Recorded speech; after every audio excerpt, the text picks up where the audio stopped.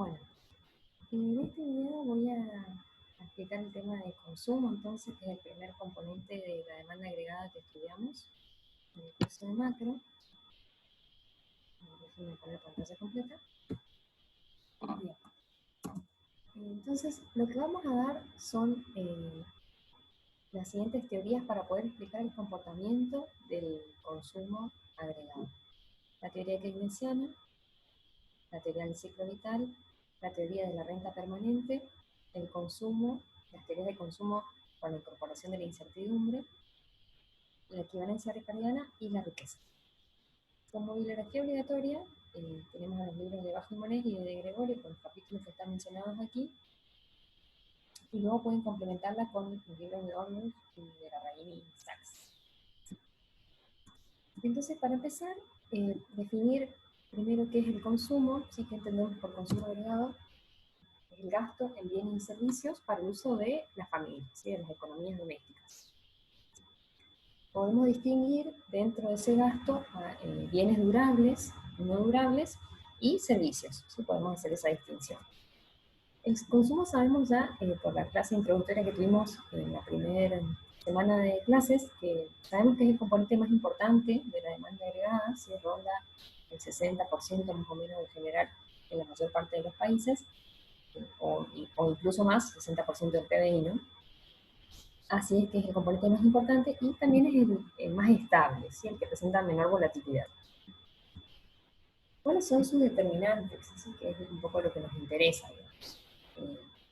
Primero, ¿por qué, digamos, queremos estudiar los determinantes? Porque, bueno, el consumo es uno de los componentes de la demanda agregada, es uno de los que es más importante, sí, que mayor participación tiene en el total del PBI.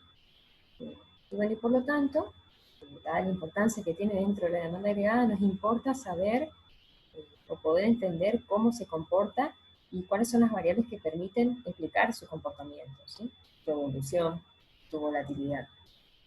Y para eso, es decir, necesitamos saber cuáles son sus determinantes. Y para eso vamos a ver diferentes teorías justamente que van a tratar de explicar el comportamiento de esa variable. La primera teoría que vamos a ver es la que ya vieron en macro 1, que es la teoría del consumo keynesiano. ¿Y qué nos dice esta teoría? Nos dice que el consumo, como aparece en esta función, el consumo en el periodo T depende de un consumo autónomo, sí, que no depende, es decir que es autónomo, estamos haciendo referencia a que no depende de otra variable para explicar su comportamiento, sí, es como un consumo mínimo, si quisieran pensarlo así, y también depende del ingreso disponible, que es esta variable que está aquí, es decir, el ingreso corriente, el ingreso del periodo T, menos los impuestos y más las transferencias, si consideráramos transferencias, ¿no? Entonces el consumo, en definitiva, tiene un componente autónomo y un componente que depende del ingreso disponible, ¿sí? Donde esta C chiquitita es la propensión marginal al consumo. Fíjense que la teoría del consumo keynesiana entonces nos dice que el consumo de un periodo depende del ingreso disponible del mismo periodo en cuestión, ¿sí? Es decir, depende del ingreso disponible corriente. Bueno, y donde la propensión marginal a consumir la definimos como el cambio en el consumo ante cambios en el ingreso disponible, donde ese cambio en el ingreso disponible es pequeño, si es marginal. Bueno, si quisiéramos graficar esa función, considerando al consumo en un eje y al ingreso disponible en el otro, y si hiciéramos el supuesto de que existe una relación lineal entre ambas variables, esta relación sería positiva, y cuanto mayor fuera el ingreso disponible, mayor sería el consumo y la pendiente de la función dependería de la propensión marginal a consumir, que recuerden, suponemos que está entre 0 y 1, ¿sí?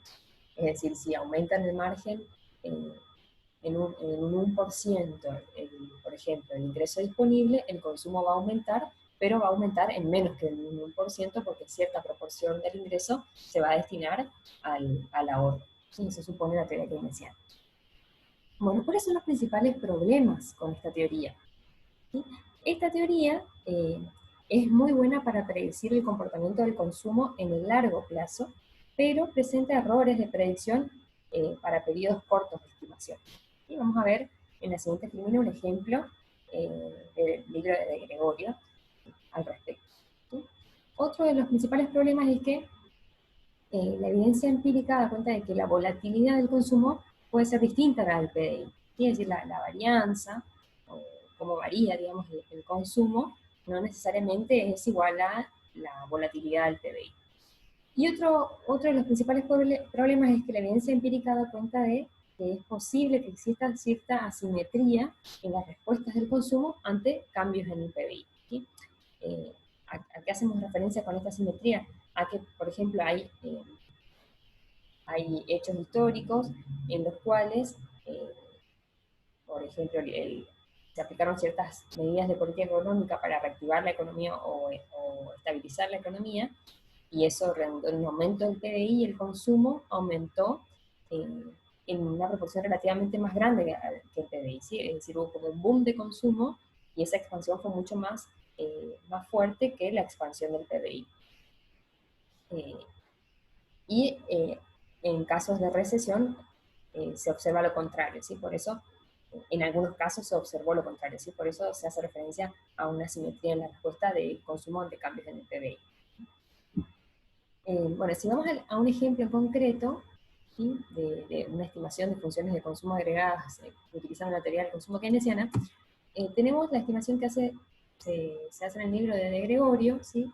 Donde el autor lo que hace es tomar datos de Argentina, Brasil, Chile y México y estima la potencial marginal a consumir, ¿sí? Y a partir de la potencial marginal a consumir también estima la función de consumo en base a esta teoría.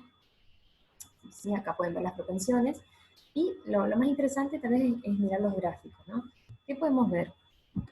Fíjense, tenemos desde principios de la década del 90 hasta el 2005 más o menos, graficada la serie de consumo, consumo efectivo y consumo estimado. ¿Sí? El consumo efectivo, que son las líneas rectas, hace referencia al consumo realmente ocurrido, digamos, el consumo agregado realmente ocurrido en cada uno de los 4 países, y las líneas entrecortadas hacen referencia al consumo estimado de Gregorio, ¿sí? En base a la teoría del consumo keynesiano. Y lo que podemos ver es que en el largo plazo, o sea, para el total de la serie, el comportamiento de ambas series, valga la redundancia, es aproximadamente igual, ¿sí? Es decir, se observa que cuando aumenta el consumo efectivo, también aumenta el consumo estimado, y cuando cae el consumo efectivo, también cae el consumo estimado, es decir, la estimación del consumo sigue bastante bien a la serie de consumo efectiva.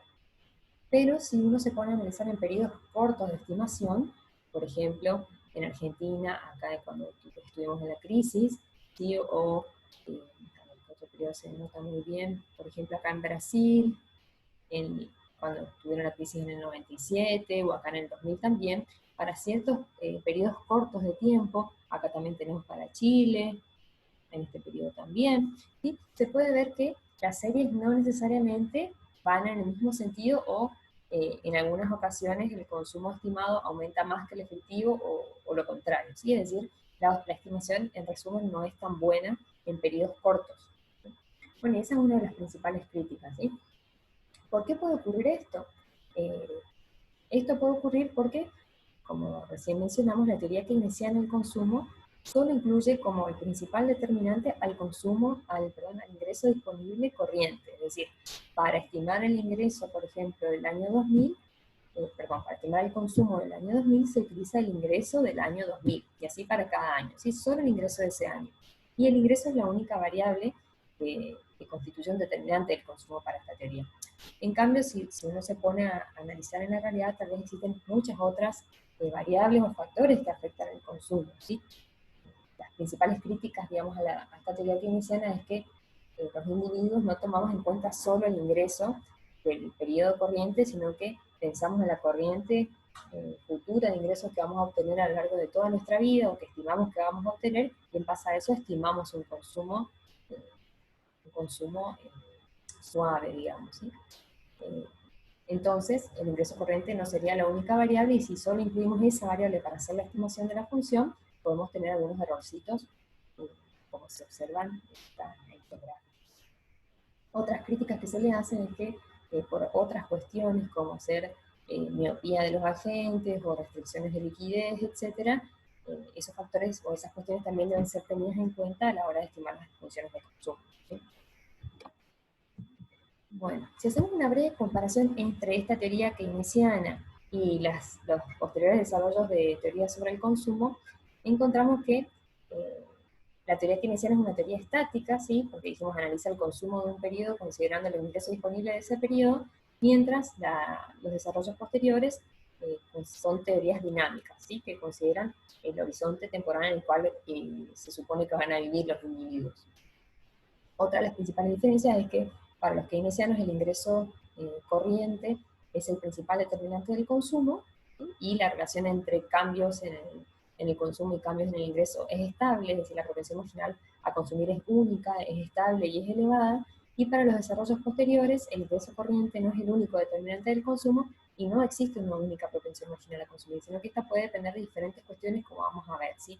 Puede depender de la etapa del ciclo de vida, de las expectativas que se tengan sobre las variaciones de la renta, de la existencia o no de certidumbre, de la fase del ciclo económico y de otros factores. Entonces ahora en otros videos les voy a ir explicando las demás teorías, las teorías más modernas del consumo.